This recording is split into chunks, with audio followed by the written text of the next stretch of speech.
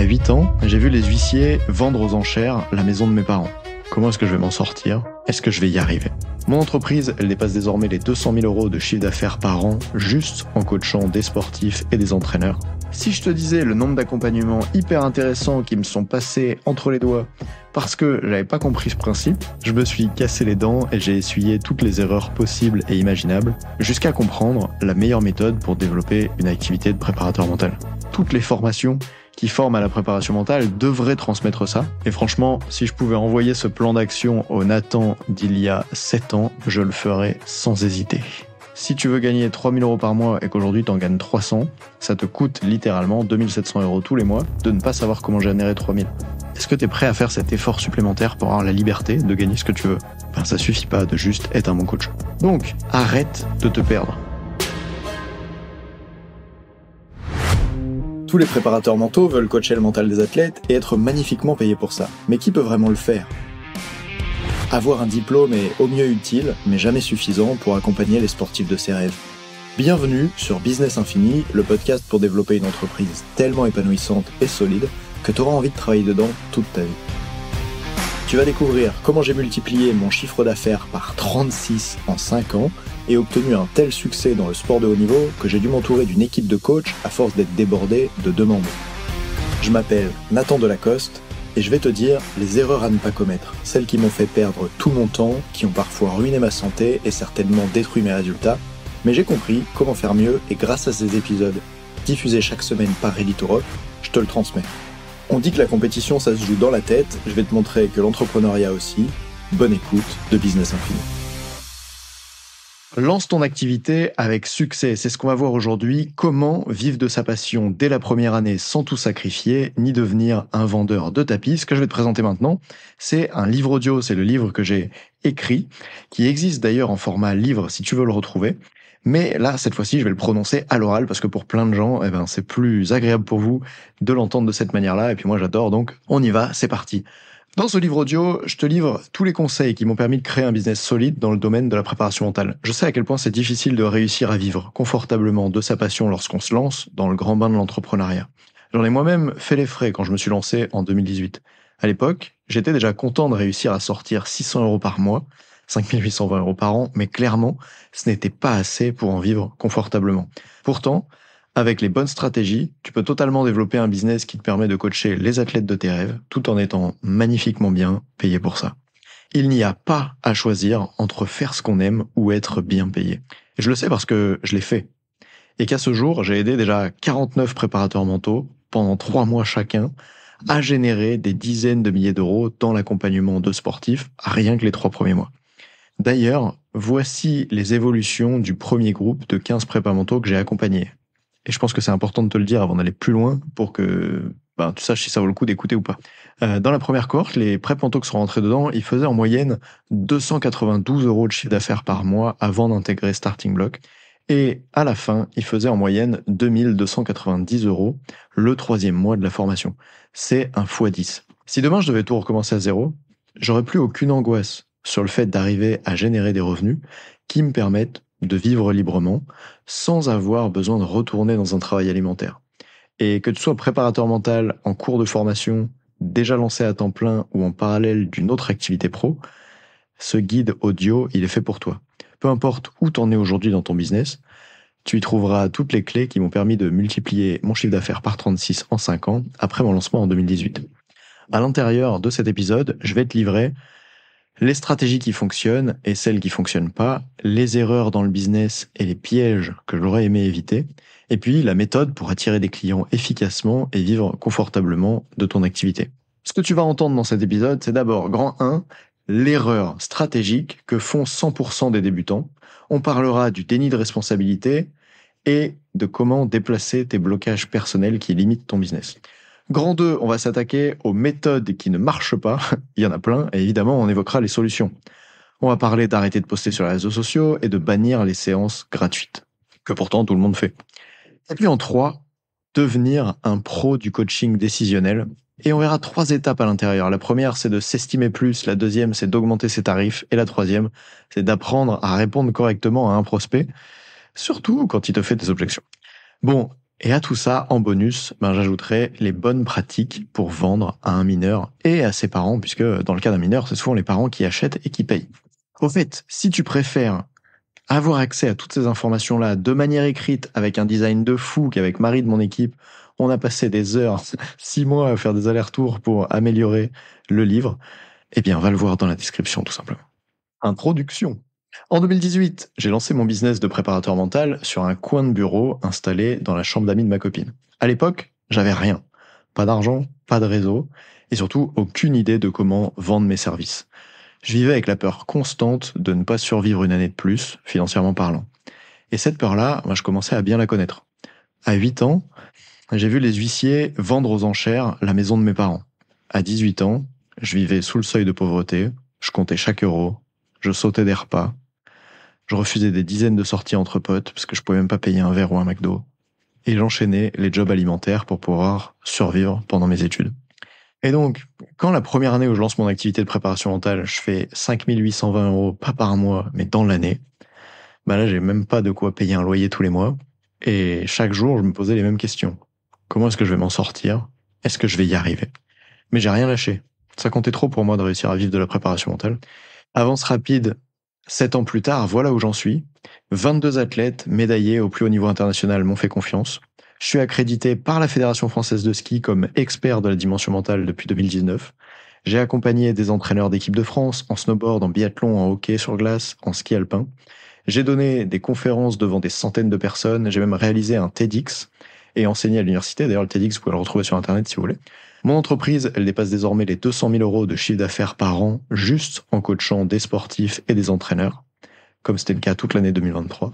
J'ai une équipe de 4 coachs à mes côtés pour gérer l'avalanche de demandes que je reçois chaque semaine. Et grâce à l'argent que j'ai gagné, j'ai investi plus de 56 000 euros de cette somme pour me former auprès des meilleurs dans mon domaine, notamment auprès de 3 entraîneurs médaillés aux Jeux Olympiques. Et d'ailleurs, c'est comme ça que j'ai aussi pu investir du temps, de l'énergie et de l'argent pour rencontrer Robert Dilts en PNL, Claude Onesta, je vous le présente pas, Jackson Richardson et plein d'autres, une dizaine d'athlètes champions olympiques ou médaillés en Coupe du Monde, que j'ai eu la chance d'interviewer. L'évolution, elle est dingue, non? Avec pas de réseau, pas d'argent. Et pourtant, ces résultats, ils sont pas tombés du ciel. J'ai dû aller les chercher. 7 jours sur 7, sans prendre de vacances pendant 3 ans.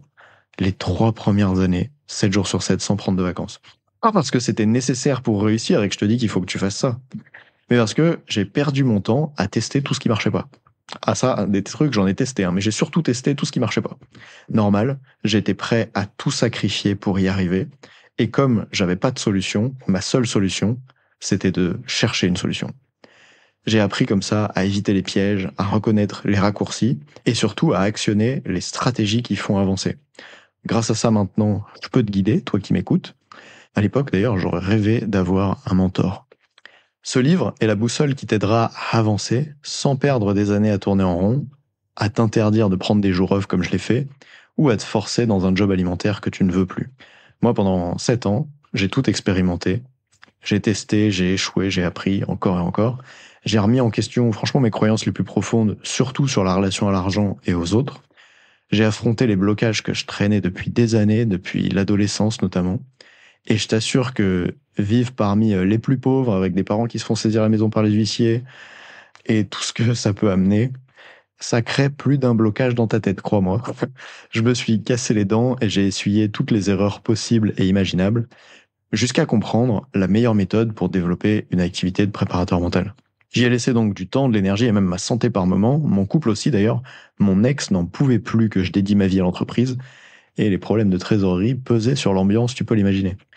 Mon objectif avec cet e-book, c'est de te transmettre tous les conseils que j'aurais aimé avoir quand je me suis lancé. On dit souvent que la compétition se joue dans la tête, moi je vais te montrer que l'entrepreneuriat aussi. Tout ce que j'ai appris et expérimenté, je l'ai transformé en une méthode que je vais te présenter dans cet épisode plus long que les autres. À l'époque où je me suis lancé, aucun préparateur mental n'aidait les autres à vivre de leur passion. Alors maintenant, je le fais. Non seulement cette méthode a changé ma vie, mais elle a aussi permis aux dizaines de préparateurs mentaux que j'ai formés d'accompagner les sportifs de leurs rêves tout en étant magnifiquement payés pour ça. J'ai juste envie de vous lire un ou deux témoignages. Par exemple, il y en a un qui dit Nathan est un véritable maître Jedi, il transmet avec générosité ses plus grands apprentissages du business avec une perpétuelle envie de progresser lui-même. Son accompagnement permet d'être drivé professionnellement sans pour autant oublier qui l'on est et quel professionnel on souhaite devenir. Et il y a un autre avis sur mon Google My Business, tu vois, qui dit je serais clairement pas là où j'en suis aujourd'hui dans mon business sans Nathan. J'y serais pas non plus arrivé avec autant de vitesse, de clarté et de soutien. Travailler avec toi, c'est comme avoir un GPS pour mon business et ma prépa mentale, mais en plus bienveillant, sincère et calibré par l'expérience. Un grand merci Nathan pour les challenges que tu me lances et le soutien constant que tu m'apportes. Bref, des avis comme cela, il y en a plein sur le Google My Business de Ready to Rock, tu peux aller le voir, ils sont véritables. À ce stade, tu as des doutes, je comprends. On voit tellement de tout sur Internet, et notamment tous ces coachs qui te promettent de gagner 10 000 euros par mois en 90 jours sans travailler.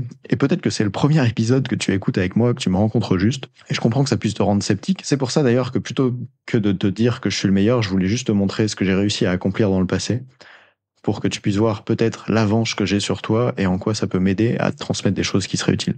Et souvent, les coachs qui promettent de gagner 10 000 euros par mois en 90 jours, ils rendent sceptiques parce qu'ils n'ont pas eux-mêmes vendu autre chose qu'une formation business. Dans mon cas, avant d'être coach business pour les préparateurs mentaux, j'ai été préparateur mental pour les athlètes, pour les entraîneurs. Et d'ailleurs, je le suis toujours. Au moment où j'enregistre cet épisode, ce matin, j'avais une séance avec un snowboarder triple champion du monde. C'est malin de ta part de pas vouloir écouter les conseils de n'importe qui. Alors demande-toi, est-ce que ce formateur business a déjà atteint pour lui les résultats qu'il me propose d'obtenir? En 2024, je suis devenu le premier et toujours le seul au moment où je dis ces mots, préparateur mental qui transmet à ses confrères comment entreprendre avec succès. Et donc, si jamais tu as des doutes, tu peux aller dans la description, regarder la vidéo de témoignage des personnes que j'ai accompagnées, qui te parlent de l'évolution de leur business avant et après. Comme ça, tu te fais un avis et après, tu reviens m'écouter pour que je te donne les conseils qui vont t'aider à grandir tout simplement. Franchement, j'ai moi-même beaucoup douté en me demandant s'il était vraiment possible de remplir le compte bancaire des autres grâce à mes connaissances. Parce que ça fait peur de promettre quelque chose et de pas être à la hauteur de ce truc. Mais quand tu y réfléchis bien, c'est une évidence que je peux le faire. Je suis parti moi-même d'un mindset de pauvre avec un business claqué au sol et je suis devenu coach de médaillé au plus haut niveau mondial avec des entraîneurs en équipe de France qui me font confiance, avec Victor Delerue qui est quadruple champion du monde de snowboard et on a construit ça ensemble. Et le tout en étant finalement magnifiquement payé pour ça. Et du coup, d'être parti de rien et d'être arrivé à ça, ça me fait penser que j'ai peut-être des choses que je peux te transmettre qui vont t'aider. Donc j'ai hâte de faire ça dans les prochaines minutes. Finalement, je sais ce que ça demande de passer de ça à ça, et je sais comment dupliquer le système. Depuis mes 17 ans, j'ai la passion de permettre à d'autres de réaliser leurs rêves. C'est ça qui m'a accompagné à coacher des sportifs de haut niveau. J'ai aussi une obsession pour la pédagogie, et dans les prochaines pages, je vais t'expliquer exactement comment faire pour vivre avec succès de ton activité en préparation mentale. Ok, première partie, l'erreur stratégique que font 100% des débutants. On rentre dans le vif du sujet, c'est parti. Pourquoi c'est primordial d'abord? L'erreur numéro 1 que font tous les préparateurs mentaux qui se lancent, c'est de penser qu'il leur suffira d'être bon en coaching pour réussir à vivre de leur activité. Et autant te le dire tout de suite, c'est faux. Alors oui, si t'es bon en coaching, c'est bien, mais c'est pas suffisant. Si tu penses que tes compétences dans la préparation mentale suffiront pour faire marcher ton business grâce au jeu du bouche à oreille, tu te trompes. Et d'ailleurs, si t'as que du bouche à oreille, soit t'as 10 ans devant toi pour vivre de ton activité, mais c'est pas le cas de la plupart des gens que je rencontre, qui ont envie de pouvoir quitter leur boulot et faire celui-ci, ce métier, bien avant, dans 10 ans. Soit surtout, si t'as du bouche à oreille, en fait, t'as un loisir, t'as un hobby, t'as pas un business. Un business, on a besoin de prédictibilité, de quelque chose qui fonctionne, qui assure de la sérénité, qui tourne au quotidien. C'est pour ça que ça suffit pas de juste être un bon coach. Pour réussir à vivre confortablement de ton activité, il faut que tu te mettes dans une vraie position d'entrepreneur, tu comprennes les tenants et les aboutissants du marché sur lequel tu te trouves, et tu te formes pour développer les skills qui te permettront de développer un business qui dure dans le temps. Encore une fois, je suis passé par là aussi, sauf que moi à l'époque, comme personne voulait me former parce qu'il n'existait pas de préparateur mental qui donne son temps, son énergie et qui met en place des ressources pour aider les autres à grandir, finalement j'ai testé, j'ai échoué, j'ai recommencé encore et encore, jusqu'à comprendre le moindre petit rouage de cet écosystème de la préparation mentale que je connais si bien maintenant. Alors première chose, le déni de responsabilité, là, prends tes responsabilités. J'entends souvent, ouais, je comprends pas pourquoi les gens sont surpris quand j'annonce mes tarifs, quand les gens vont au restaurant, ils sont pas choqués de payer à la fin. J'entends aussi, tous les sportifs que je contacte me disent qu'ils n'ont pas besoin d'un préparateur mental parce qu'ils veulent y arriver seuls. Ou encore, faire appel à un préparateur mental, c'est comme aller chez le kiné quand on est blessé. Les gens devraient en avoir conscience qu'il faut aller voir un prép mental. C'est pénible de devoir tout le temps leur expliquer à quoi ça sert et pourquoi ils devraient le faire. Combien de fois, Depuis que je me suis lancé, j'ai entendu ces phrases sortir de la bouche d'un préparateur mental. Peut-être même de la mienne, il y a quelques années. Et je vais être honnête, si tu as prévu de passer ta vie à te victimiser, tu peux d'ores et déjà quitter cet épisode, ne pas lire le livre, puisque je peux rien faire pour toi et désolé de te dire, tu réussiras jamais dans l'entrepreneuriat, je pense. Parce que être entrepreneur, c'est prendre ses responsabilités, même pour les choses dont on n'est pas totalement responsable. Je répète, prendre ses responsabilités, même pour les choses dont on n'est pas totalement responsable. Tant que tu crois que ton activité ne décolle pas à cause des autres, parce qu'ils ne savent pas ou ils voient pas le monde comme ils devraient, ta situation, elle changera pas. Et c'est peut-être dur à entendre, mais je crois que c'est mon rôle de le dire à tout le monde. En tant que préparateur mental, il est de ton devoir d'éduquer les gens à cette discipline. Et d'ailleurs, quand j'ai commencé en 2018, les gens y étaient tellement moins éduqués. C'est de ton devoir à toi maintenant de continuer d'éduquer les gens à pourquoi la préparation mentale, ça peut les aider. De leur faire comprendre l'impact et la transformation que le coaching peut avoir dans leur vie. De leur faire prendre conscience de la valeur de ce que tu leur proposes. Tu peux pas passer ton temps à comparer ta situation avec celle d'autres professionnels qui sont installés dans le paysage sportif depuis une éternité. Les préps physiques, mais surtout les kinés par exemple. Alors tu peux te dire que c'est plus facile pour eux, parce qu'évidemment, dès que quelqu'un est blessé, il se dit « Ah, faut que j'aille chez le kiné », voire même les gens le recommandent. Les médecins lui disent « Va chez le kiné ». Mais souviens-toi que c'est l'assurance maladie qui décide et leur impose leur prix, en plus de les maintenir souvent sans évolution pendant 12 ans, voire plus. La liberté que tu auras en tant que préparateur mental de travailler comme tu veux et d'être payé combien tu veux, cette liberté, elle a un prix, et ce prix, c'est à toi de le payer. Est-ce que tu es prêt à faire cet effort supplémentaire pour avoir la liberté de gagner ce que tu veux, de travailler avec qui tu veux et de le faire quand tu veux? Si la réponse est oui, bah t'es sur le bon chemin. Continue cet épisode, ça va t'emmener plus loin. Et encore, t'as de la chance. Parce que, comme je disais, à l'époque où je me suis lancé en 2018, aucun sportif ne parlait de l'importance du coaching mental. C'était plutôt tabou, caché. Et aujourd'hui, des athlètes comme Teddy Riner, Léon Marchand ou Perrine Lafont prennent la parole publiquement sur le sujet dans quasiment toutes leurs interviews. Ils parlent de la dimension mentale, ils parlent du fait qu'ils se font accompagner, ils parlent de à quel point ça les aide. Alors certes, il y a encore du travail à faire sur le sujet, mais les choses vont dans le bon sens et le marché, les entraîneurs, les parents, les athlètes, tout le monde commence à comprendre à quel point la dimension mentale, elle est importante, elle mérite d'être entraînée, et surtout la différence de fou que ça peut faire quand c'est le cas. Le monde du sport a besoin de personnes pour entraîner l'humain derrière la machine, c'est un fait, je l'invente pas, je sais que tu le sais aussi, moi j'ai décidé d'être ce type de personne, et peut-être que tu peux m'aider, c'est une des raisons pour lesquelles je me suis mis à accompagner les préps mentaux.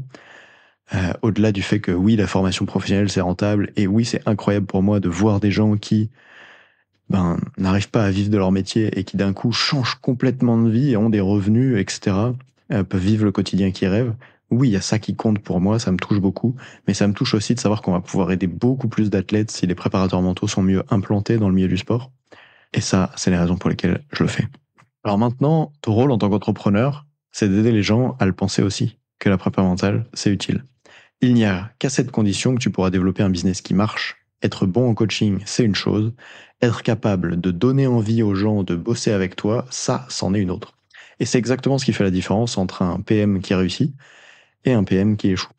Alors, si tu es prêt à sortir de la victimisation et à prendre tes responsabilités en tant qu'entrepreneur, j'accepte de te livrer les conseils qui m'ont permis de multiplier mon CA par 36 en 5 ans. Étape suivante, dépasse tes blocages personnels. Je vais pas passer par 4 chemins. S'il y a une chose que tu dois savoir dans l'entrepreneuriat, c'est que tous tes problèmes business trouvent leur source dans tes blocages personnels. Tous tes problèmes business sont des problèmes personnels. Dans ce guide, j'aimerais te parler d'un blocage en particulier qui touche quasiment tous les préparateurs mentaux qui se lancent et qui a moi-même failli me coûter le prix de ma réussite, c'est-à-dire le rapport à l'argent. En tant qu'entrepreneur, si tu soignes pas ta relation à l'argent, t'es mort d'avance. Ça, je peux te l'assurer. Moi, je viens d'une famille assez pauvre, j'ai connu beaucoup de galères financières. C'était un peu la situation de toute ma famille. Ma mère était prof des écoles, mon père, il a jamais gagné plus de 2000 euros par mois, et souvent c'était beaucoup, beaucoup moins que ça. Ado, mes parents me demandaient, dis-toi, de guetter dans le train et de courir pour esquiver le contrôleur. Parce que si quand le contrôleur il montait dans la rame, je le voyais et que je courais pour aller ailleurs, comme ça, pas de billets à payer. Et c'était normal à leurs yeux, il fallait économiser chaque euro. Mes parents, si vous m'entendez, d'ailleurs, j'ai rien à vous reprocher en particulier par rapport à ça, ça m'a aussi forgé. Mais juste voilà, c'est la situation dans laquelle j'étais à l'époque. C'est qu'il valait mieux esquiver le contrôleur que payer un billet, imaginez. La conséquence, c'est que j'ai toujours cru que c'était mal de parler d'argent. Et je trouvais ça totalement déplacé. Alors, on demandait, mais c'était encore pire, c'était même la honte. Je pouvais même pas demander qu'on me prête 10 euros, c'était trop. Alors, laisse-moi te parler d'une expérience où ce blocage m'a fait galérer. La première fois que j'ai voulu bosser avec un club, le premier club d'ailleurs avec lequel je travaillais en tant que préparateur mental, c'était le club de Val Thorens. J'ai pris rendez-vous avec les entraîneurs pour bien comprendre leurs besoins. Ensemble, on avait convenu que j'interviendrais sur des coachings en groupe et sur des conférences adressées à tout le club. Je savais que par le passé, un autre préparateur mental était déjà intervenu au sein du club. Ils avaient de l'avance. J'avais bien demandé ce qu'ils avaient fait avec lui, ce qui leur avait plu ou pas pour pouvoir adapter mon intervention. Mais j'avais absolument pas osé demander combien ils avaient investi pour son intervention. Pour moi, ça se fait pas. Et c'est vraiment dommage que je l'ai pas fait, parce que juste après avoir envoyé mon devis, on m'a dit la phrase suivante. Ah, génial, c'est top, tu nous proposes du contenu de qualité pour 2000 euros toute la saison, alors que le précédent préparateur mental, il nous facturait 12 000 euros pour quelque chose de moins bien. Donc, on est super content. À ce moment-là, je me rappelle que je me suis senti vraiment débile. J'aurais voulu me cacher un peu 6 pieds sous terre. Non seulement je m'étais bradé pour proposer des prix hyper accessibles parce que je voulais absolument travailler avec ce club. Moi, j'ai une grosse passion pour la glisse, pour les skieurs, les snowboarders, mais en plus, je m'étais carrément privé de proposer des choses car je pensais que ça rentrerait pas dans leur budget. Je pensais que c'était impoli de demander à un club quel budget ils avaient. Et oui, pour moi, ça se faisait pas de parler d'argent. Mais à cet instant, je me suis rendu compte que c'était ma croyance et c'était pas du tout la réalité. En croyant que c'était mal de parler d'argent, je n'avais pas demandé au club quelles ressources ils avaient. Alors comment je pouvais être certain de leur proposer la meilleure solution, la meilleure prestation pour eux? Je te rassure, à l'époque, j'ai quand même réalisé un super projet et par la suite, on a travaillé ensemble pendant des années. Moi, j'ai adoré faire des conférences là-bas, d'ailleurs, je les ai filmées. Mais tout ça, ça m'a permis de voir que mes fausses croyances d'entrepreneur bloquaient mes capacités à gagner plus et à offrir le meilleur projet possible à mes clients. Depuis, j'ai même découvert que parler d'argent permettait souvent d'apaiser la situation. De toute façon, tout le monde s'attend à ce que le sujet arrive sur la table, parce que tout le monde sait bien que quelqu'un ne travaille pas gratuitement. Alors, pourquoi se priver d'en discuter? En fait, ça peut même rassurer de parler d'argent. Autre exemple d'ailleurs, cette fois-ci avec des particuliers, ma première expérience dans la vente, c'était en tant que moniteur de snowboard. À l'époque, ça faisait des années que je bossais en intérim et que j'étais payé 7 euros de l'heure pour faire quelque chose que je détestais. Alors en intérim, franchement, j'ai un peu tout fait, hein. Du déménagement au fait de vider des containers en passant par mettre des coups de couteau à l'usine entre 20 h et 4 h du matin pour nettoyer des pièces en plastique, enfin, c'était terrible. Et quand tu fais un travail que tu détestes et avec lequel tu gagnes rien, alors t'aligner sur le prix des stations de ski, c'est-à-dire demander à des gens de payer entre 50 et 90 euros pour un cours particulier, ça me gênait énormément. C'était les prix qui étaient imposés par l'école de ski. Sinon, moi, à l'époque, j'aurais vendu des cours à 15 euros de l'heure, c'était déjà 2 fois plus que 7. Et ça me gênait énormément, jusqu'à ce que je prenne conscience d'une chose. Cette chose, tu la transmets maintenant et j'espère que tu vas la retenir. Quand une personne voyage jusqu'à Val Thorens dans les Trois-Vallées, qu'elle traverse un continent, parfois deux, pour venir dans la plus grande station de ski du monde, quelle est la meilleure situation qui puisse lui arriver? Est-ce que c'est de tomber sur un moniteur qui n'ose pas vendre et qui va lui faire économiser de l'argent, quitte à rester coincé sur 2 pistes vertes toute la semaine parce qu'à la fin de son premier cours de 2 heures, le moniteur n'aura pas osé proposer un cours parce que ça coûte de l'argent un cours? Est-ce que c'est ça la meilleure solution ou est-ce que c'est de tomber sur un moniteur qui s'autorise à vendre afin de tout mettre en œuvre pour lui apprendre à manier un snowboard en sécurité, prendre confiance et se faire plaisir sur les pistes, sur toutes les pistes du domaine? En fait, souvent, quand tu esquives la question de l'argent, tu ne rends pas service à la personne. Je me souviens de personnes en snowboard avec qui j'ai pas osé insister pour leur dire à quel point elles avaient besoin de progresser techniquement. Et ces personnes-là, le lendemain, je les recroise à l'école de ski et en fait, elles se sont pété les poignets parce qu'elles ont voulu apprendre toutes seules. Un sport extrême. Et ça venait de ma façon de me juger à parler d'argent, mon incompétence à pitcher quelque chose et à être à l'aise à parler d'argent. Notamment parce que quand t'es pauvre, tu crois que la chose la plus importante, celle qui est la plus précieuse, celle que veulent absolument les gens, c'est l'argent. Normal. Tu l'échanges pour rien au monde, sauf si ça te permet de survivre. Parce que comme t'en as pas, pour toi l'argent ça sert à survivre. Mais dès que tu vis en dehors de la pauvreté, d'autres choses deviennent beaucoup plus prioritaires. PS, je le dis en aparté, c'est pas écrit dans le livre, mais plus jeune, je pensais que quand j'aurais de l'argent, si j'en avais beaucoup, ben j'arrêterais de travailler. Vu que je détestais tellement mon travail, je pensais que si j'avais plus de sous, j'arrêterais de bosser. Aujourd'hui, j'ai une voiture qui vaut littéralement plusieurs années de salaire. Mais pourtant, j'arrête pas de travailler. Je pourrais la vendre et arrêter de travailler. Mais en fait, quand t'aimes ce que tu fais et que t'as beaucoup d'argent, tu cherches autre chose que d'avoir le maximum d'argent possible et surtout de ne pas le perdre, de ne pas le dépenser. Tu cherches peut-être à vivre des belles expériences et c'est ce que viennent faire les gens qui viennent skier dans la plus grande station du monde. Et c'est ça le problème des préparateurs mentaux qui se lancent, c'est que comme ils sont en galère, ils croient que tout le monde autour d'eux n'a pas d'argent et cherchent à en dépenser le moins possible. Alors qu'en fait, il y a énormément d'athlètes, de familles, de clubs qui seraient prêts à te donner de l'argent si tu pouvais résoudre quelque chose qui est beaucoup plus important pour elles. Puisque leur plus gros problème, contrairement peut-être au tien si tu te lances, c'est pas de manquer d'argent, c'est peut-être de rater ses compétitions, d'avoir des tensions à la maison ou quoi que ce soit. Et ces familles, elles sont pas prêtes à te donner de l'argent pour passer une heure avec toi, elles sont prêtes à te donner de l'argent pour résoudre leurs problèmes. Et donc, ce que tu devrais te demander, c'est pas comment faire le moins cher possible, c'est comment leur montrer que je peux résoudre leurs problèmes. Je sais pas où tu en es dans ta relation à l'argent et à la vente, mais sache que le jour où j'ai compris que c'était ça le game changer, j'ai enfin réussi à entamer un vrai développement pour mon business. Je crois que si tu as quelque chose qui peut avoir un impact massivement positif dans la vie de quelqu'un, tu as la responsabilité de le proposer et de tout mettre en œuvre pour que ça devienne possible. C'est ça aussi, prendre tes responsabilités en tant qu'entrepreneur, c'est de reconnaître que ce que tu fais, c'est génial, ça peut apporter aux autres, et du coup, assumer le fait de le proposer, même si ça a un prix. Puisque si c'est génial, alors tu as la responsabilité de le proposer. Et donc, avant de te lancer dans n'importe quelle stratégie, prends le temps de construire des fondations stables, soigne ta relation à l'argent, apprends à dépasser tes blocages et tes propres croyances limitantes. Crois-moi, tu me remercieras de t'avoir dit ça. Ceci dit, il faut que j'ajoute une chose, c'est très difficile d'identifier ça seul, puisque il y a des vérités auxquelles on croit tellement qu'on finit par croire que c'est vraiment des vérités alors que c'est juste des croyances. Comme mon histoire d'impolitesse dont je te parlais tout à l'heure avec le club. Qui n'était pas vraiment une impolitesse en fait, mais juste ma croyance par rapport au fait de parler d'argent. Bien, on passe maintenant à la partie 2, qui est les méthodes qui ne marchent pas. Ah, tu te dis peut-être, mais Nathan, dis-moi qu'est-ce qui marche, dis-moi qu'est-ce qui marche. Mais attends, déjà, je peux te faire gagner un temps de fou si je te dis ce qui ne marche pas, alors que tout le monde croit que ça marche, en plus. Donc, arrête de te perdre. L'une des pires erreurs que je retrouve chez tous les préparateurs mentaux qui démarrent, c'est qu'ils veulent être sur tous les fronts. Forcément, quand tu te lances, tout le monde se met à te donner des conseils. Ta mère, les pubs sur Instagram, les youtubeurs, ton prof de DU, tes potes, le fils de la voisine, tonton Michel, bilan des comptes, tu sais pas qui écouter. T'essayes de suivre toutes les recommandations que tu reçois en étant persuadé que ça va fonctionner pour toi. Lundi, tu postes un TikTok. Mardi, tu offres une séance gratuite à un sportif. Mercredi, t'envoies un mail à 50 clubs. Jeudi, tu publies un carrousel sur Instagram. Vendredi, tu laisses une carte de visite au cabinet des kinésithérapeutes. Résultat de la semaine, 0 prospect qualifié, 0 nouveau contrat signé, beaucoup de temps investi, pas de résultat. Et à ce rythme, t'es pas prêt de vivre de ton activité.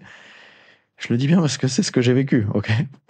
Et figure-toi que quand je me suis lancé, j'étais pareil. À l'époque, j'aurais aimé pouvoir parler régulièrement avec quelqu'un qui avait réussi dans la préparation mentale et qui avait obtenu des vrais résultats. Comme ça, cette personne-là, elle saurait ce qui marche et ce qui marche pas, ça m'éviterait de tout faire pour rien. Mais à l'époque, ça n'existait pas, ou en tout cas, les personnes qui avaient réussi ne voulaient pas partager leurs conseils. Par manque de temps ou peut-être par peur d'être rattrapé par la concurrence, je sais pas. D'ailleurs, c'est un truc qu'on me dit souvent, c'est ah ouais, mais Nathan, toi aujourd'hui, en fait, tu formes tes futurs concurrents. Eh bah oui, et avec plaisir. Alors, dans la suite de cet e-book, je t'apprends à devenir mon meilleur concurrent. Aujourd'hui, je prends ma revanche et je te partage 2 précieux conseils qui m'auraient fait économiser bien des heures si on me les avait donnés. Note-les bien, c'est parti. D'abord, arrête de poster sur les réseaux. Au cas où t'aurais oublié, t'es préparateur mental, pas influenceur. Arrête de perdre ton temps à poster sur les réseaux. Tu vois tous les coachs bombarder leur réseau de format court, alors tu te dis que tu dois le faire aussi. Des petits réels sur Instagram, des petits posts sur LinkedIn, des petites stories. Je t'arrête tout de suite. Quand tu commences, cette stratégie ne te permettra jamais d'avoir un business qui roule tout seul. Pourquoi? Parce que pour transformer n'importe quel inconnu en client, tu dois absolument remplir 3 conditions. Ces conditions, elles s'appellent KLT. La première, c'est le know, le fait qu'ils te connaissent. La deuxième, c'est le like, le fait qu'ils t'apprécient. Et la troisième, c'est trust, pour know, like and trust. C'est le fait qu'il ait confiance en toi. Et en fait, quand tu fais 20 000 vues sur un réel, tu atteins peut-être le palier du know. Mais si demain tu es face à un prospect, est-ce que tu vas vraiment lui montrer ce même réel pour lui donner envie de bosser avec toi? Imagine qu'il y a une famille qui t'appelle et qui dit « Ah bonjour, j'aimerais bien travailler avec vous comme préparateur mental ». Est-ce qu'avant le rendez-vous, tu leur envoies un réel de 30 secondes que tu as fait sur la préparation mentale? Non, parce qu'il n'y a pas assez de valeur dedans. Et c'est bien la preuve que ton contenu n'apporte pas de réelle valeur et que tu passeras donc jamais les stades du like et du trust. Pour te donner un exemple beaucoup plus parlant, à une période où j'essayais de développer mon business, j'ai même posté, moi, j'ai essayé. C'est pour ça que je te dis les trucs qui marchent pas. J'ai posté 4 à 5 vidéos par semaine sur Instagram pendant 7 mois pour tester. 4 à 5 par semaine. Bilan des comptes, très peu de résultats et quasiment aucun client généré via Instagram. En gros, beaucoup d'énergie et de temps dépensés pour pas grand-chose. Je ne dis pas qu'Instagram ça marche pour personne, je dis que c'est une grosse bêtise de mettre tout ton temps et ton énergie là-dedans quand tu te lances, alors qu'il y a des leviers beaucoup plus performants. Et donc, après avoir fait tout ça sur Instagram, est-ce que j'ai continué dans cette direction? Bah non. Et c'est ok, parce que rater en soi, c'est pas grave. Ce qui est grave, c'est de laisser son business reposer sur une stratégie dans laquelle on met toute son énergie alors qu'elle ne fonctionne pas. Souviens-toi toujours que si deux personnes courent dans la mauvaise direction, celle qui gagne, bah, c'est celle qui s'arrête en premier. Depuis, je me suis lancé sur d'autres actions beaucoup plus efficaces, podcasts, vidéos YouTube, conférences dans les clubs, ateliers en présentiel. Pour le coup, ces projets me ramènent de nouveaux clients chaque semaine pour une raison simple, j'y partage plus de valeur et mon audience m'accorde plus sa confiance. Donc je suis pas en train de te dire qu'il faut pas aller sur Internet, je suis en train de te dire que poster du contenu court sur les réseaux, ça marche pas. Être entrepreneur, c'est aussi savoir utiliser son temps pertinemment. Alors, range au placard tes stratégies qui te font plus ressembler à un influenceur qu'à un préparateur mental, et à la place, tu peux créer du contenu qui va apporter une vraie valeur à ta cible, te former à la vente et au coaching décisionnel, et puis intervenir dans les clubs directement. Bref, fais des choses qui sont vraiment utiles pour le développement de ton business. Et d'ailleurs, passons à l'étape suivante. Bannis les séances gratuites. Et d'ailleurs, je veux pas que tu confondes séance gratuite avec bilan offert, ça n'a rien à voir. Moi, j'offre un bilan diagnostic, mais j'offre pas une séance. Le contenu va être extrêmement différent. En fait, au début de mon activité, en 2018, je faisais des séances gratuites. Et c'était aussi catastrophique pour mon chiffre d'affaires que la fonte des glaces en Antarctique. Je pensais que c'était un moyen facile de faire découvrir la prépa mentale et de donner envie aux gens de travailler avec moi. Et après plus d'une centaine de séances gratuites, voilà ma conclusion, ça ne marche pas. Alors c'est pas qu'il y a jamais des gens qui ont voulu travailler avec moi après une séance gratuite, c'est que c'est très difficile de vendre après une séance gratuite et qu'en plus ça vend pas à des tarifs élevés. Mais ça vend un peu, hein. Mais en fait il y a juste beaucoup mieux à faire. Pourquoi? Parce que même en faisant la meilleure séance de préparation mentale ever dans cette séance gratuite, eh ben, t'arriveras jamais à susciter un vrai engagement de la part de ton prospect sans certains éléments. Que d'ailleurs, on t'apprend pas dans les formations de coaching. On t'apprend à faire des séances, mais on t'apprend pas à faire ce qui vend vraiment. Et du coup, bah, au lieu de pouvoir faire plein de séances avec la personne et de vraiment l'aider, bah, t'en fais une ou deux, puis elle revient plus. Mais alors, que faire à la place? Eh ben, transforme ce temps que tu offres à ton prospect en séance de coaching décisionnel. Toi, tu vas faire ça. Pour elle, c'est une séance de diagnostic. Donc tu peux appeler ça appel découverte, bilan stratégique, session diagnostic, appelle-le comme tu veux. L'important, c'est que ce soit un véritable rendez-vous qui va vendre. Et pour que ça vende, ce qui compte, ce sont pas tes outils ou les choses que tu peux faire, mais bien le diagnostic de la situation de la personne qui s'adresse à toi. Ça, autre grosse erreur que je vois souvent sur les prep mentaux, parler des outils ou des choses que tu peux faire. Non, non, ce qui compte dans ce moment-là, c'est de parler de pourquoi elle est dans cette situation, depuis combien de temps ça dure, qu'est-ce qu'elle a déjà essayé pour en sortir, et pourquoi c'est important que ça change dès maintenant. Ces 4 questions-là, si t'étais à l'audio, là, sors ton carnet et note-les, parce qu'elles peuvent vraiment faire une différence sur tes rendez-vous. Avec ce processus, non seulement tu vas mieux connaître ton coaché, mais surtout tu vas lui permettre de prendre du recul sur sa situation et de décider. Qu'on soit bien d'accord, le but c'est pas de forcer la personne à te lâcher ses codes de carte bleue en 2 minutes. T'es ni un vendeur de tapis, ni un bandit. Mais l'objectif, c'est d'aider la personne que tu as en face de toi à d'abord comprendre la situation dans laquelle elle se trouve, ses problèmes, ses douleurs, comprendre pourquoi c'est important pour elle que ça change maintenant et pas dans 6 mois, et comprendre quels sont ses objectifs, la transformation qu'elle veut réellement atteindre. Le but, c'est d'élargir son angle de vision. C'est beaucoup plus facile de se motiver à se brosser les dents aujourd'hui si tu t'imagines avoir les dents jaunes dans 3 semaines quand tu voudras rencontrer la fille de tes rêves. Parce que la projection, elle permet ça. Et donc nous, on va aider la personne dans ce premier rendez-vous à se projeter. Et d'ailleurs, je pense que t'aimerais pas que ton prospect, il ait les dents jaunes. Que ton sportif, il ait les dents jaunes. Alors aide-le à en prendre conscience. Ton rôle, c'est de lui permettre d'avoir la meilleure compréhension possible de son état présent et de son état désiré et de ce que ça demande de passer de l'un à l'autre. Tant que ces conditions ne sont pas réunies, il aura jamais envie de s'engager pleinement à tes côtés. PS. En français, il y a cette phrase qu'on dit souvent, il faut savoir se vendre. Et pour moi, cette expression, elle est complètement piégeuse. Ce qu'il faut vendre, c'est ni toi, ni la préparation mentale. C'est le fait pour l'athlète de se libérer de ses problèmes et d'atteindre ses envies. Arrête de leur proposer X heures avec toi, avec tous tes outils.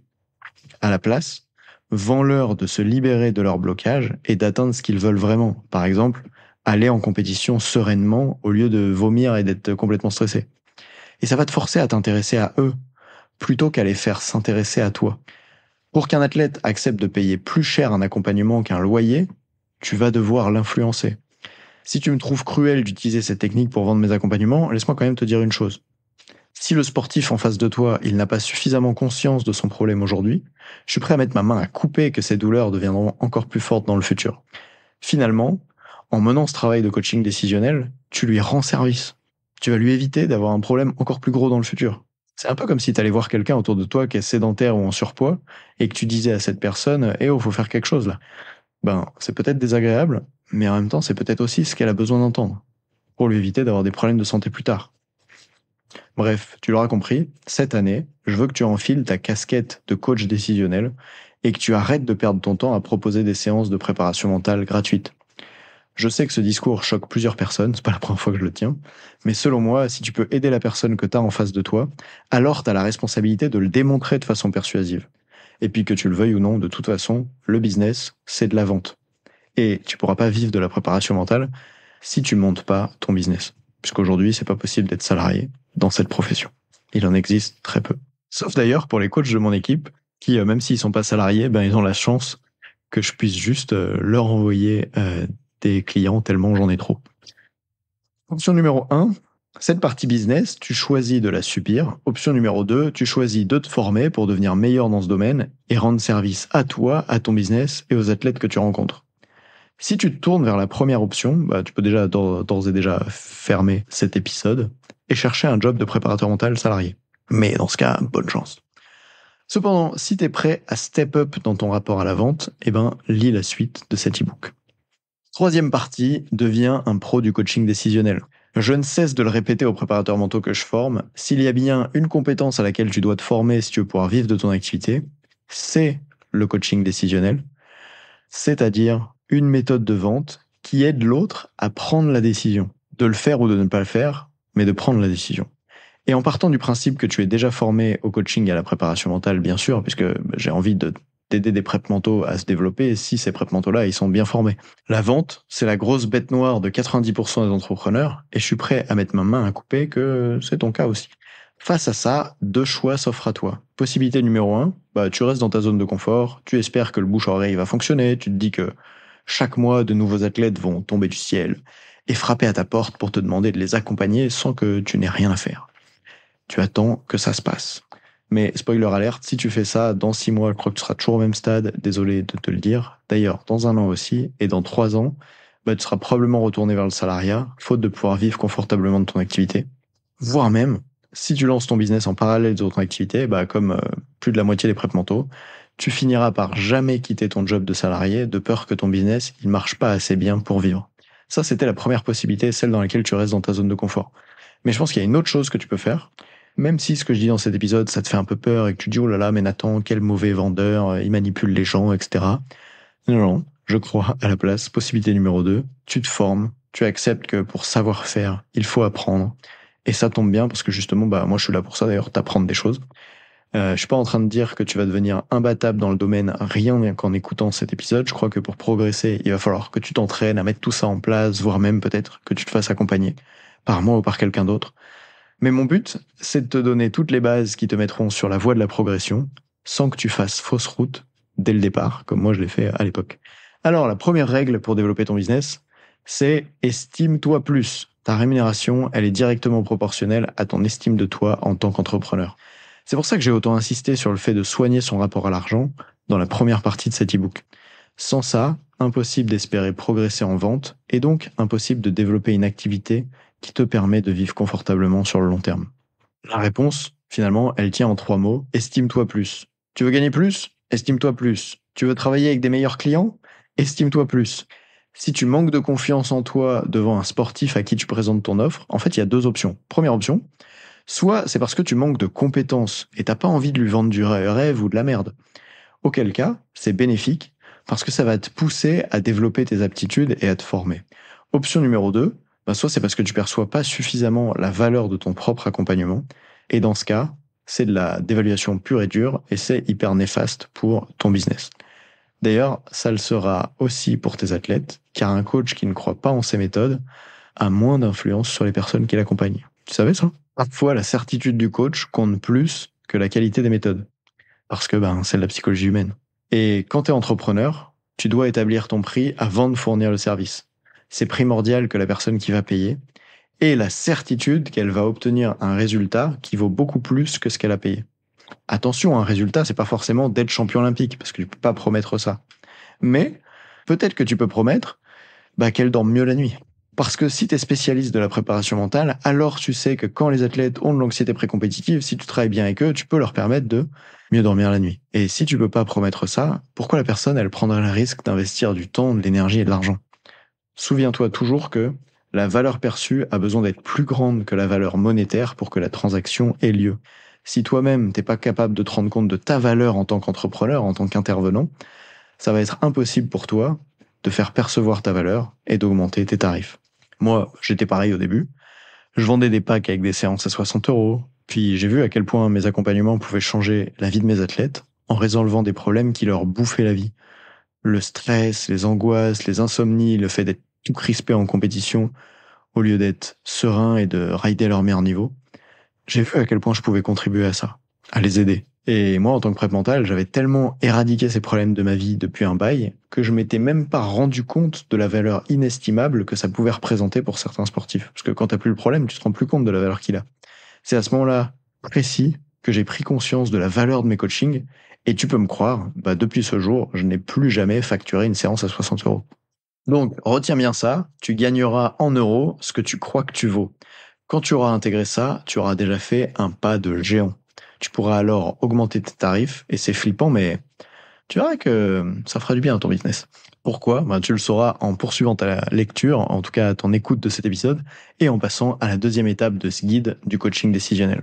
Tiens, petite story time avant d'aller plus loin. Combien ça vaut vraiment la préparation mentale? Il y a quelques années, j'ai coaché un jeune pilote de 10 ans en sport extrême, à niveau équipe de France et champion du monde. Et avant que j'intervienne, il vomissait à chaque compétition. En plus de ça, ses parents pouvaient plus dormir ensemble, car le jeune avait tellement peur des voleurs la nuit, qu'il fallait toujours que l'un des deux dorme près de lui. Après notre travail ensemble, le jeune, il se sentait serein en compétition, il vomissait plus ou beaucoup moins, et ses parents ont enfin pu dormir ensemble et retrouver leur intimité. À ton avis, combien ça vaut de transformer autant la vie d'une famille? Est-ce que tu vois que c'est tout simplement inestimable, tellement la valeur elle est infinie? Allez, on passe à la règle numéro 2 après avoir vu Estime-toi plus, maintenant je vais parler d'augmenter tes tarifs. Penser que vendre pas cher égale faire plus de ventes tue toutes tes chances de réussir à vivre de la préparation mentale, tu peux me croire. À l'époque où je me suis lancé, je me disais que je devais être le moins cher possible si je voulais qu'un athlète accepte que je le coach. Comme je te l'ai dit plus tôt, je proposais des séances à 60 euros, après avoir été gratuit d'ailleurs pendant 1 an. J'ai vendu un de mes tout premiers accompagnements à ce prix à un snowboarder de 14 ans, qui gagne aujourd'hui en Coupe du Monde de snowboard cross d'ailleurs. Je voulais, à l'époque, tout mettre en œuvre pour l'accompagner de la meilleure façon possible, et ça passait par des séances en présentiel, parfois. Problème, il habitait à plus d'1 heure de chez moi. Autant te dire qu'à 60 euros la séance, je pouvais pas me permettre de payer l'essence, plus le péage, plus le temps pour y aller. J'étais bloqué, sinon ça allait même me coûter des sous. En plus, je me souviens, une fois, j'ai pris un PV, ça m'a coûté plus cher que ce que la séance pouvait me ramener. Oui, parce qu'une fois, j'ai quand même essayé. Et du coup, finalement, j'ai proposé au papa de mon athlète de payer les frais kilométriques, en plus, pour que je puisse me déplacer. Et il a refusé. Mais on aurait pu s'y attendre, non? Tu trouves pas que c'est pas étonnant qu'il ait pas envie de payer les frais kilométriques? Parce que la vente, c'est avant tout une histoire de valeur perçue. Je sais que je répète beaucoup cette phrase, mais pour moi, c'est ce qui fait la différence entre un business qui fonctionne et un business qui coule. Alors je veux vraiment que ça rentre dans ton cerveau maintenant. Si j'avais intégré mes frais de déplacement au prix de ma séance dès le départ, si j'avais su montrer la valeur de mon service, de mon accompagnement, je suis sûr à 99% que le papa en question, il aurait été prêt à payer au moins le double de mes tarifs de l'époque. Et je crois que n'importe qui aurait eu la même réaction, on met de l'argent dans les choses qui nous paraissent importantes et nous permettent d'atteindre ce qu'on veut. L'essence et le péage, ça a zéro valeur. Par contre, le bien-être de son fils et les résultats de sa progression, ça a une valeur inestimable. Et c'est là-dessus qu'on veut vendre. Les gens n'ont pas envie d'acheter l'essence et le péage. Et c'est normal. Et si à ce stade, t'as toujours pas compris que tu devais vendre plus cher, laisse-moi te poser une dernière question. Si tu dois accompagner 35 athlètes par semaine pour pouvoir vivre correctement de ton activité, est-ce que tu penses que tu es en mesure de faire du bon travail avec chacun d'entre eux? Clairement pas. Je crois qu'on surestime le nombre de coachings par jour et par semaine qu'un préparateur mental peut faire. On croit qu'il peut bosser 8 heures par jour et coacher 8 personnes toutes les heures, une toutes les heures, comme on ferait dans une autre activité. Mais je suis pas sûr que ce soit possible en termes d'énergie et de qualité. Alors pour le bien des athlètes que tu accompagnes, pour ton bien à toi et pour le bien de ton business, augmente tes tarifs. En plus, pour rappel, quand tu es entrepreneur, tu peux pas faire que coacher. Il faut aussi trouver des clients, gérer ta comptabilité. Bref, pour toutes ces raisons-là, tes tarifs aujourd'hui, ils sont peut-être trop bas. Et donc, conclusion, lâche la croyance que moins c'est cher, plus tu vas faire de ventes. C'est pas vrai. Demande-toi comment augmenter la valeur perçue. Ça, c'est la question la plus importante. Et crée une offre de prix qui va te permettre d'avoir les ressources d'apporter ce que tu veux apporter à tes coachés. Notamment parce que souvent, quand tu vends plus cher, en fait, tu peux faire mieux pour eux. Et du coup, tout le monde est content. Alors, en parlant de prix, je vais te présenter maintenant les paliers de prix de la préparation mentale, ce que je recommande. Voici selon moi comment un préparateur mental devrait structurer ses tarifs pour évoluer progressivement. Au début, c'est le palier à 0 €. Pour moi, tu commences bénévolement avec la bonne cible. Tu obtiens des témoignages et de la confiance en toi, parce que tu travailles gratuitement et tu vois à quel point les autres se transforment. Et grâce à ça, ça te permet de prendre de la confiance pour pouvoir ensuite vendre. Là, il y a un palier où tu vas créer une offre entre 300 et 500 €. Donc pas une offre à 60 €. Et dans cette offre-là, c'est une offre simple avec juste des séances. Et le but, c'est d'essayer d'encaisser en un seul paiement pour que ça puisse te faire de la trésorerie. Et que tu puisses, par exemple, si tu encaisses 500 € d'un coup, ça te permet de voir un peu venir. Tu peux commencer à mieux développer ton business avec cette trésor. Ensuite, tu as un palier entre 800 et 1200 €. Là, il s'agit d'augmenter le nombre de séances prévues. Au lieu de vendre 3-4 séances, tu vas vendre bien plus de séances, en essayant toujours possiblement d'encaisser en une fois. Comme ça te fait de la trésorerie. Et puis, ensuite, il y a le palier des 2000 € et plus. Là, il s'agit d'augmenter le prix par séance et d'avoir un package avec autre chose que juste des séances. Par exemple, dans mon cas, un espace de formation en ligne, des évaluations scientifiques, etc. Bref, j'ai pas le temps de rentrer dans tous les détails maintenant, mais je voulais t'aider comme ça à voir qu'il y avait différents paliers et que tu sortes de ce truc de comme moi je faisais avant, une séance 80 €, 3 séances 180 € et j'avais même pas une offre au-dessus de 300 €, tu vois. Ce qui ne va pas du tout. Donc voilà, dans cet épisode, j'ai pas la place pour t'expliquer exactement quoi mettre dans chaque offre et comment les présenter pour vendre à ce prix, mais au moins tu as une échelle efficace en tête. Si tu veux que je t'apprenne à faire ça, viens me parler pour qu'on rentre dans les détails par rapport à ta cible et ton offre. On en parlera d'ailleurs peut-être tous les deux, si tu m'écoutes jusqu'au bout, puisque j'ai un cadeau pour toi. Je l'ai pas dit tout à l'heure parce que je voulais pas faire rester les gens juste intéressés par le cadeau, mais là maintenant qu'on est en plein milieu de l'épisode et que tu m'as écouté jusqu'ici, je te dis arrête jusqu'au bout, parce que j'ai un sacré cadeau pour toi. Quand j'ai commencé, je pensais que c'était impossible de vendre à plus de 100 €. Maintenant, je vends le plus souvent entre 3000 et 7000 €, donc c'est possible. Et croire que c'est possible, franchement, ça change tout. On passe à la règle numéro 3. Apprends à répondre à un prospect qui demande tes tarifs. Et ça, sans foirer ta vente. Imagine, il arrive et il te dit « Bonjour, quels sont vos tarifs s'il vous plaît ?» Par exemple, le téléphone sonne, tu décroches. Si tu es préparateur mental, je suis sûr qu'on t'a déjà posé cette question. D'ailleurs, il y a quelques temps, moi j'en parlais avec l'une d'entre vous, avec Magali, qui me disait « Nathan, j'ai un prospect qui m'a appelé et il m'a demandé mes tarifs. » Moi je lui dis « Trop bien !» Tu lui as répondu quoi? Et elle me dit « Je lui ai demandé combien il était prêt à mettre. » Bim, erreur numéro 1 qui te fait foirer ta vente en 1 minute. Petite piqûre de rappel, n'oublie jamais les 3 conditions pour que les gens aient envie de travailler avec toi. Know, like and trust. Le fait qu'ils te connaissent, le fait qu'ils t'apprécient, le fait qu'ils aient confiance en toi. Dans ce cas de figure, avec ce qu'elle a fait Magali, tu perds totalement le trust, car tu demandes à ton prospect de fixer un tarif sur un service dont il ignore la valeur. Et là, elle me dit « Ok, je capte, mais du coup, j'aurais dû lui donner mes tarifs directement ?» Bim, erreur numéro 2. On est toujours sur la même problématique de valeur perçue. Si tu annonces tes tarifs sans contexte, la personne en face va automatiquement les comparer à d'autres dépenses, comme son loyer, le prix de sa licence, etc. Le problème, c'est qu'elle fait cette comparaison sans connaître la vraie valeur de ce que tu pourrais lui apporter. Ce qui a vraiment de la valeur, ce n'est pas de passer 1 heure avec toi, c'est la transformation que les gens vont pouvoir atteindre en faisant appel à tes services. Dans le cas où tu annonces ton tarif de but en blanc, la prise de décision, elle est drivée par des raccourcis qu'à la personne, elle n'a pas toutes les informations qui lui sont nécessaires. Résultat, tu perds un prospect. Par exemple, tu l'as pas aidé à se connecter à quels sont les problèmes pour elle et qu'est-ce qu'elle veut vraiment atteindre. Et donc, elle décide comme elle décide d'habitude en comparant ton prix avec des commodités. Et c'est dommage de perdre un prospect comme ça. Je crois que avoir conscience de ça, c'est un premier pas. Maintenant, il faut savoir comment répondre à cette question piège sans te planter. Et moi, j'ai longtemps détesté la vente jusqu'à ce que je comprenne qu'il s'agit uniquement de coaching à la prise de décision. En tant que vendeur, tu as 2 objectifs. Objectif numéro 1, aider la personne en face de toi à se rendre compte de l'existence, de l'étendue et de l'impact de ce qu'elle déteste dans sa situation actuelle. Objectif numéro 2, lui faire prendre conscience de ce qu'elle veut atteindre, l'état désiré, et d'à quel point c'est important pour elle. Une fois que tu auras réuni ces 2 conditions, ton prospect sera en mesure de comprendre la valeur de ce que tu as à lui apporter, pas avant. Donc, si tu lui donnes le prix avant ça, ça n'a aucun sens. Et sache qu'avec la bonne méthode, tu peux ne pas donner tes tarifs directement sans casser le lien de confiance. Comme j'ai à cœur de te livrer un max de solutions concrètes dans cet épisode de podcast, voici les 3 meilleures stratégies que j'ai moi-même testées et approuvées. On y va. Alors en 1, propose un rendez-vous bilan gratuit pour faire le point. Tu peux pas savoir combien ça coûte de réparer la panne d'une voiture sans avoir ouvert le capot. Explique ça à la personne et dis-lui que c'est presque pareil pour la préparation mentale. Donc tu vas proposer un rendez-vous gratuit pour faire le point avec ton prospect. Ça renforcera sa confiance et ça le rassurera de savoir que tu donnes pas tes tarifs avant d'avoir vraiment compris son problème. Deuxième technique qui marche très bien aussi, c'est la technique de la fourchette. Si la personne elle veut absolument savoir, tu peux lui annoncer ton prix le plus bas et ton prix le plus élevé. Et là, la réaction de ton prospect, ça te permettra de calibrer ta proposition. Et la 3e solution, c'est sans doute ma préférée, c'est d'être cash. Écoute, je peux pas t'annoncer de tarif pour l'instant parce que j'ai pas encore diagnostiqué ce dont tu as besoin. En revanche, ce qui est sûr, c'est que je suis pas le coach le moins cher de Grenoble. Alors si tu cherches l'accompagnant le moins cher, c'est certain que c'est pas moi.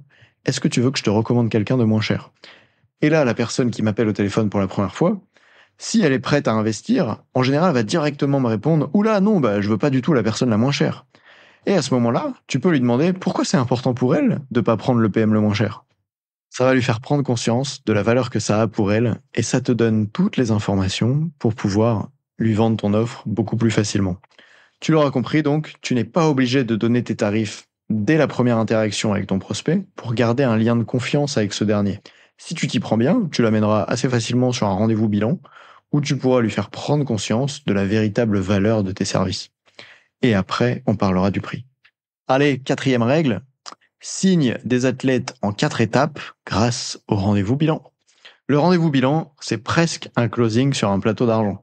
À une condition, c'est que tu enfiles cette fameuse casquette de coach décisionnel dont je te parle depuis le début et que tu respectes les 4 étapes cruciales que je vais te présenter maintenant. Alors qu'est-ce qu'on fait dans ce rendez-vous diagnostic? Et là, ce que je vais te transmettre, toutes les formations qui forment à la préparation mentale devraient transmettre ça, mais elles ne le transmettent pas, donc vous galérez avec le business. Donc j'arrive et je vous dis comment faire des meilleurs premiers rendez-vous qui maximisent vos chances que la personne ait envie de faire de la préparation mentale et d'acheter chez vous. En 1, il s'agit de comprendre l'état présent. Quel type de problème rencontre ton prospect, ton sportif? À quel point c'est douloureux pour lui ou pour elle? Qu'est-ce qu'il ressent? Qu'est-ce que ça l'empêche de faire? L'idée, c'est d'élargir sa vision au maximum pour qu'il ait une perception globale des problématiques qu'il bloque. Par exemple, si le sportif il te dit « Ah, moi je suis super stressé, le stress c'est un problème, ça me gêne en compétition », tu peux lui demander comment c'est pour lui à l'école. Et là, il va te dire « Ah à l'école c'est pareil, quand je dois passer à l'oral devant tout le monde, je suis super stressé ». Et donc grâce à toi, il comprend mieux l'ampleur de son problème.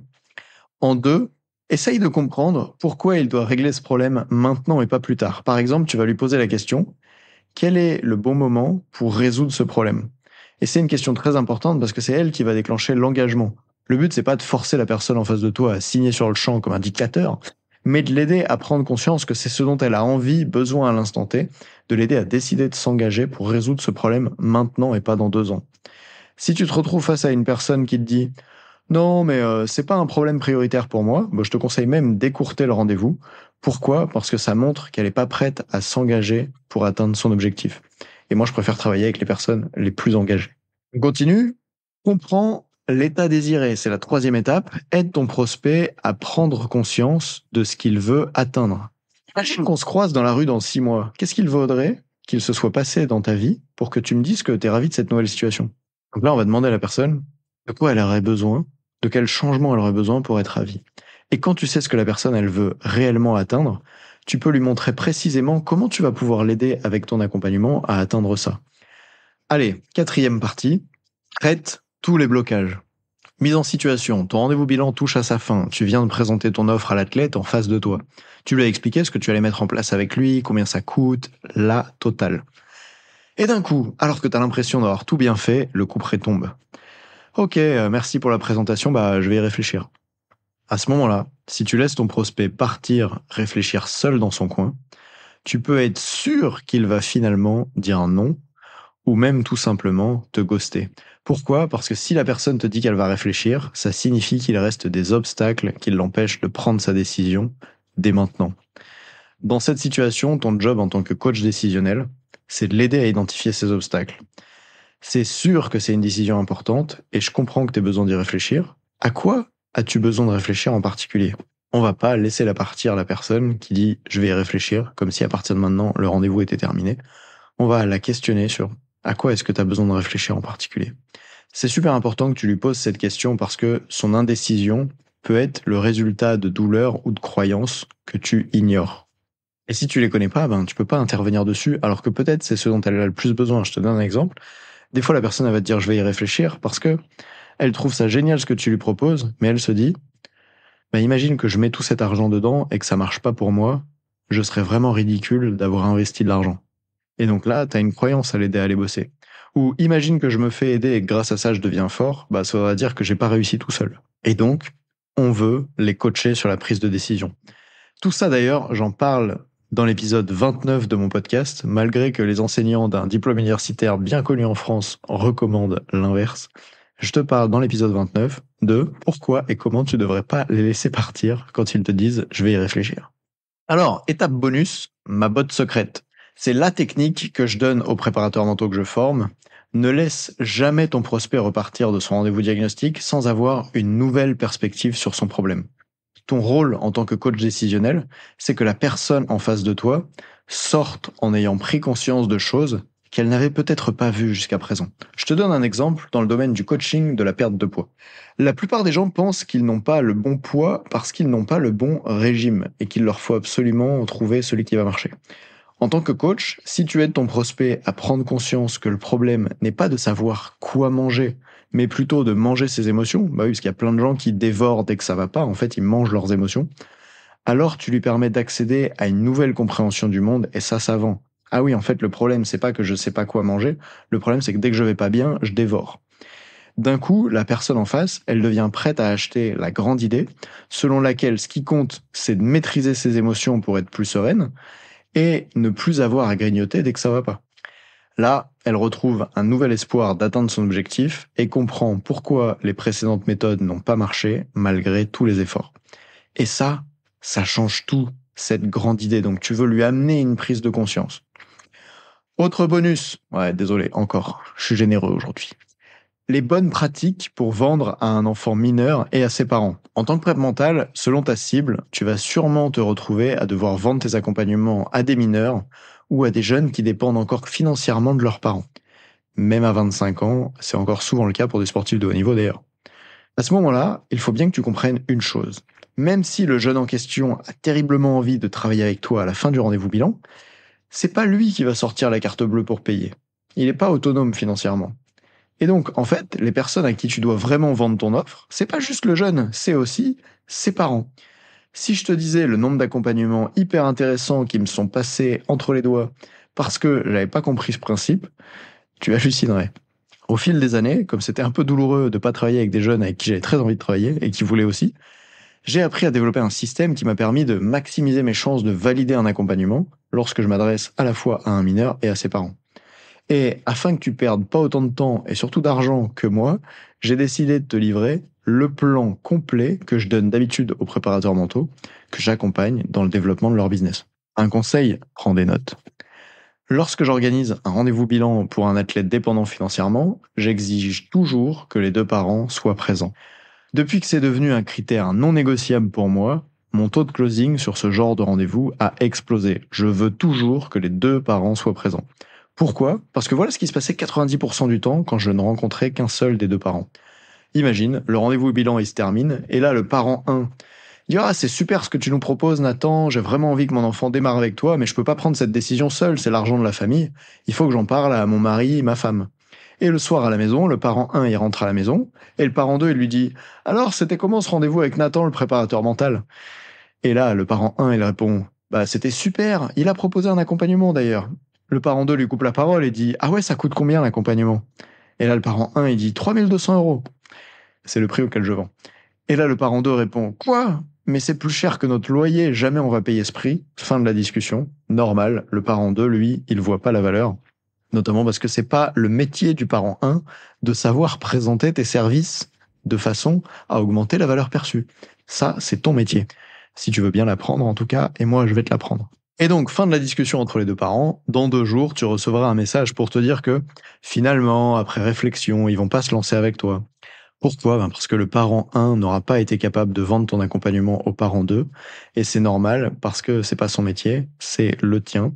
Et franchement, je vois trop de prêtres mentaux qui, alors qu'ils m'ont écouté dire ça, ils se disent: «Ah, mais je vais quand même tester avec un parent.» Et après, ils reviennent limite en pleurant vers moi en me disant: «Ah Nathan, t'avais raison, j'aurais dû t'écouter, il y avait qu'un des deux parents, ça s'est mal passé.» Oui, s'il vous plaît, récupérez tout le temps que j'ai perdu à l'époque. Je vous l'offre. Faites venir les deux parents en rendez-vous, jamais un seul des deux, sauf si les parents sont fâchés et se parlent plus. Depuis que j'ai compris ça, je m'assure en tout cas de toujours trouver un moment où les deux parents vont pouvoir être disponibles, quitte à caler le rendez-vous à un 20h où là, il y a 2 semaines, moi je l'ai fait un dimanche soir à 17h. Ensuite, voici comment je décompose le rendez-vous diagnostic. Première étape, je diagnostique l'athlète. Je passe 45 minutes juste avec l'athlète de manière confidentielle, et dans ce premier temps, tu vas être seul avec et tu vas pouvoir lui poser toutes les questions que tu as à lui poser pour bien comprendre son problème et pour établir la relation. Normalement, à ce stade de l'épisode audio, tu sais déjà quelles étapes tu dois suivre lors de cette première partie. Tu vas tout simplement dérouler ton rendez-vous bilan avec l'athlète, comme je te l'ai expliqué dans la partie précédente, et ça va te permettre de commencer à construire une relation de confiance et de voir si ça fonctionne entre vous, tout en établissant un premier diagnostic. En deux, le temps d'échange parent-enfant. Là, ça va peut-être te sembler bizarre, mais une fois que la première étape elle est passée avec le jeune, je les fais venir, donc souvent c'est sur Zoom, tu vois, je les fais venir devant l'écran et tout. Et là, je leur dis, bon ben, prenez quelques minutes pour discuter entre vous. On coupe les caméras et les micros. Pourquoi je fais ça? Parce que j'ai envie que l'athlète, il puisse exprimer ses ressentis sur l'échange que l'on vient d'avoir. Parce que s'il dit pas aux parents, ah j'ai trop aimé, je suis chaud, je veux le faire avec Nathan, à la fin, ils vont me dire: «Ah bah, je vais y réfléchir, il faut que je parle avec mon enfant pour savoir si ça lui a plu.» Et donc là, juste ce que je te dis là, ça vaut de l'or, ça vaut des milliers d'euros. Si tu fais ça, tu vas voir, tu vas gagner des rendez-vous. C'est-à-dire, tu leur proposes d'échanger entre eux, en confidentialité, avant même de poursuivre. Parce que il faut qu'au moment où tu annonces ta proposition, les parents aient déjà résolu ces questions dans leur tête, sinon ils ne passeront jamais à l'action. D'où l'importance de placer un temps d'échange par enfant à cet endroit stratégique. On passe maintenant à la dernière étape, c'est-à-dire le diagnostic des parents. Et là, rebelote, on part pour un tour, alors des fois c'est un peu moins long. À nouveau, tu vas dérouler les étapes du rendez-vous bilan, mais cette fois tu vas t'intéresser aux parents. Pourquoi? Parce que parfois les objectifs de l'athlète ne sont pas les mêmes que les objectifs de ses parents, souvent même. Peut-être qu'eux ne veulent pas la médaille, mais seulement que leur enfant devienne un champion de la vie, qu'il grandisse, qu'il apprenne à gérer ses émotions, qu'il communique mieux, ou même qu'en tant que parents, ils veulent avoir tout mis en œuvre pour que leur enfant puisse être épanoui ou réaliser son rêve. Et à ce titre, ils auront sans doute pas les mêmes douleurs et les mêmes attentes que leur enfant. Par exemple, un jour, j'ai rencontré le papa d'un athlète en équipe de France dans un sport extrême. Il m'a avoué que ce qui était vraiment important pour lui, c'était de tout mettre en œuvre pour que son fils puisse atteindre ses objectifs dans le haut niveau. Sans quoi, il regretterait de ne pas l'avoir fait dans le futur et il culpabiliserait. À ce moment-là, tu imagines bien que ton accompagnement à 3 200 € lui coûte bien moins cher que de s'imaginer dans 10 ans en train de regretter ne pas avoir soutenu son enfant dans son rêve olympique, dans ses capacités à atteindre l'équipe de France, ou dans son rêve de faire de son sport son métier. Et ça a de la valeur. Une séance à 60 €, non, mais ça en a. Si tu bases tes arguments de vente uniquement sur le diagnostic de ton athlète, tu peux être sûr que tu n'arriveras jamais à convertir ses parents. C'est pas suffisant puisque, au cas où tu l'auras oublié, les parents, c'est eux qui payent à la fin et les parents sont des êtres humains aussi, donc ils ont leurs propres désirs et leurs propres douleurs. S'ils ne sont pas convaincus par la transformation que peuvent apporter tes services de préparateur mental, ils signeront jamais aucun de tes accompagnements, et cela même si leur enfant est plus que motivé à l'idée de travailler avec toi. Alors, la prochaine fois que tu devras présenter ton offre à un athlète mineur, suis précisément ces étapes que je t'ai données, tu verras qu'il sera beaucoup plus facile pour toi de vendre. Et franchement, si je pouvais envoyer ce plan d'action au Nathan d'il y a 7 ans, je le ferais sans hésiter. Si t'es arrivé jusqu'ici dans cet épisode de podcast, félicitations. Désormais, tu sais ce que tu dois faire pour lancer ton business de préparateur mental. Tu sais comment structurer un rendez-vous de vente, comment échanger avec tes prospects, y compris s'ils sont mineurs d'ailleurs. Tu as la bonne méthode. Tout ce dont tu as besoin, c'est de t'entraîner. Soit tu peux choisir de le faire seul et te casser les dents, plusieurs fois comme moi je l'ai fait à l'époque. C'est clairement pas la stratégie que j'adopterais si j'étais à ta place et que je repartais de zéro demain. Rappelle-toi, même le meilleur chirurgien du monde est incapable de s'opérer tout seul dans le dos. Et donc, soit tu viens t'entraîner à mes côtés et on fait en sorte que tu sois beaucoup plus préparé quand tu seras face au client. Est-ce que ça te tente? PS, oui, les accompagnements que je propose, ils sont payants. Mais combien ça te coûte tous les mois de pas savoir ce que je sais? Si tu veux gagner 3 000 € par mois et qu'aujourd'hui tu en gagnes 300, ça te coûte littéralement 2 700 € tous les mois de ne pas savoir comment générer 3 000. Est-ce que tu crois que si j'étais à ta place avec ce que je sais, je serais pas capable de générer 3 000? Non, je peux générer beaucoup plus parce que j'ai développé les compétences qui me le permettent. Et donc j'aimerais que tu puisses voir que ça a un véritable coût de pas savoir. Et donc pose-toi la question, est-ce que du coup ça serait intéressant ou pas d'investir de l'argent? Au-delà même, tu parlais du fait d'atteindre la vie qu'on veut, de réussir à développer son entreprise, de travailler avec des gens trop cool. Même financièrement, c'est quand même un super retour sur investissement d'investir sur soi et de développer ses compétences. D'ailleurs, ça marche bien mieux que de mettre des sous sur son livret A, la bourse ou dans l'immobilier, vu que ça va te permettre d'augmenter tes revenus et de vivre la vie que tu veux. PS, là, c'est le genre de moment où je dois dire je ne suis pas un professionnel de l'investissement, ne croyez pas ce que je dis, faites vos propres études, etc. Bref, j'ai plus la phrase exacte puisque d'habitude je suis pas influenceur crypto-monnaie. Bref, j'ai créé un véritable club d'entraînement pour les préparateurs mentaux qui veulent augmenter leur prix, savoir pitcher avec aisance, gérer les objections, encaisser dès le premier rendez-vous, intégrer un groupe d'entrepreneurs déterminés et puis signer des accompagnements super intéressants. Peu importe où t'en es dans ton activité, tu peux compter sur moi pour te propulser vers le niveau supérieur, que tu démarres ou que tu aies déjà un business de préparation mentale qui marche bien. Et si tu es prêt à franchir ce cap pour enfin vivre confortablement de la préparation mentale, rejoins tout simplement la communauté Ready to Rock et viens participer à l'un de mes événements. Comment faire pour participer à l'un de mes événements? Tu viens me contacter sur Instagram ou LinkedIn et tu me dis « Hey Nathan, moi aussi j'ai envie de venir apprendre en présentiel et de rencontrer un groupe de prep mentaux passionnés. » C'est quand ton prochain événement? Et si t'as pas le temps, tu m'envoies juste événement pour d'interrogation et on discutera ensemble pour voir si tu peux venir aux événements. Mais pour te féliciter d'avoir lu cet e-book jusqu'ici, je vais te dire un petit, gros secret. Il m'arrive aussi d'offrir des diagnostics business aux entrepreneurs. De temps en temps, j'ouvre des créneaux sans prévenir. Et si tu veux pouvoir en bénéficier gratuitement, si tu veux que je vienne faire le diagnostic de ton business, que j'analyse tout, ton site web, ton système d'acquisition, ta manière de vendre, tes offres, tes prix, ton entourage, bref, on va tout passer au peigne fin pour voir où est-ce que ça coince. Si tu veux bénéficier de ça et gratuitement, va vite vérifier s'il reste des places disponibles avec le lien qui se trouve dans la description et réserve ton analyse. Attention, je suis pas sûr qu'il reste beaucoup de place puisque comme je suis très occupé avec les sportifs de niveau international et avec mon équipe, j'ouvre pas tout le temps des créneaux. Donc à toi d'aller voir si c'est possible maintenant et de réserver une place tant qu'il y en a. Moi, pendant ce rendez-vous, qu'est-ce que je vais faire? Je vais étudier tes chiffres, ta manière d'acquérir des nouveaux clients, on va décrypter les problèmes de tes offres et surtout commenter ta présence en ligne et toute la structuration de ton business. Finalement, on va soulever le capot de ton activité. Ça vaut de l'or et pourtant ça coûte 0 €. Alors tu vas me dire, mais comment ça se fait, Nathan? Eh ben, c'est pour 3 raisons. Le grand 1, c'est que j'adore le faire. Je suis passionné d'entrepreneuriat, je sais pas si tu te rends compte, et j'ai trop envie d'aider. Le 2, c'est que j'aurais rêvé qu'on le fasse pour moi quand j'ai commencé. C'était tellement dur de développer mon business en 2018. J'ai une grosse valeur contribution. J'ai envie de pouvoir aider. Et puis le 3, c'est que je sais en fait qu'après avoir reçu autant de valeur, 8 préparateurs mentaux sur 10 me demanderont de les accompagner. Et ça, c'est un peu le risque que tu prends en venant à ce rendez-vous. C'est que tu trouves mes conseils tellement pertinents et que tu apprécies tellement qu'un mentor ouvre le capot et t'aide à avancer, que tu te dises « Ah, finalement, je continuerais bien de travailler avec Nathan ». Donc, si t'es pas prêt à prendre le risque d'aimer ce moment-là, ben surtout ne viens pas. Mais si tu es sérieux à propos de développer ton activité, réserve dans la description. Je serais très content de pouvoir te parler. D'ailleurs, imagine, toi, à quoi ressemblerait ta vie si tu avais, comme moi, plus de 80% de taux de conversion. Imagine que 8 personnes sur 10 à qui tu parles disent « oui, j'achète ». Et pas un tarif à 2 chiffres, un tarif à 4 chiffres. Écoute, en 2019, je me suis lancé à coacher des sportifs de haut niveau, comme préparateur physique à l'époque, parce que je trouvais ça formidable d'accompagner des gens extrêmement engagés à réaliser leurs rêves. Et depuis 2024, j'ai découvert une passion similaire. Aider des préparateurs mentaux passionnés à changer de vie et monter un business formidable. C'est une aventure dingue que j'ai envie de vivre à vos côtés. Et je sais que ce rendez-vous à 0 €, il agit comme un électrochoc dans votre parcours, parce que souvent vous maîtrisez pas l'entrepreneuriat, et donc quand quelqu'un qui s'y connaît, moi ou un membre de mon équipe comme Théo par exemple, vient ouvrir le capot et dire ce qui a besoin d'être changé, ça fait une énorme différence. Et nous, on s'est lancé dans le coaching parce que ce qu'on voulait, c'est faire une différence dans la vie des gens. Alors, viens en profiter et retrouve-moi tout bientôt en rendez-vous diagnostic de ton business. Salut. J'ai oublié.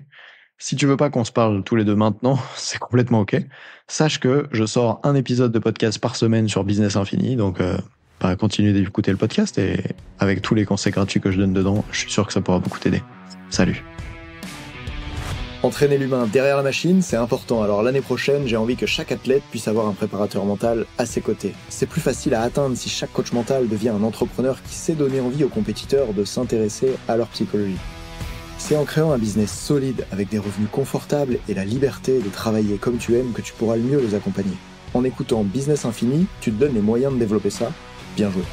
Si tu veux progresser en coaching, tu peux aussi écouter mon autre podcast, Obsession Progression, et même le partager aux athlètes pour qu'ils comprennent l'intérêt de la préparation mentale. Salut!